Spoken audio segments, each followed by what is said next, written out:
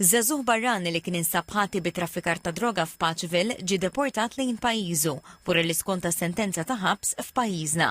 Italo Enrique Costa dos Santos, Brażiljan ta' 24 sena, intbagħat lura l-Brażil fil-bidu ta' din il-ġimgħa wara li l-qorti Maltija kienet sabitu ħati li f'Marzu li għadda u fix-xhur ta' qabel ittraffika l-kannabis f'żona viċin postijiet ifrekwentati miż-żgħażagħ. Iż-żagħżugħ intbagħat 5 xhur ħabs u jiem biss wara li temm jiskonta sentenza fil-faċilità korrettiva ta' Kordin inżamm f'ċentru ta' detenzjoni u eventwalment intbagħat lura lejn il-pajjiż tal-oriġinu fl-Amerika t'isfel. F'fowż b'reazzjoni għal dan il-każ, il-Ministru għall-Internu s-Sigurtà Nazzjonali Byron Camilleri tenna l-impenn tal-Gvern li jibqa' jkeċċi minn pajjiżna lil dawk li jinstabu ħatja ta' kriminalità jew li jiksru l-liġi.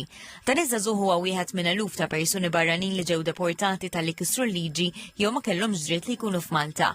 Jirriżulta li bejn l-2021 u Awwissu li għadda tneħħew 5481 immigrant irregolari mill-pajjiż.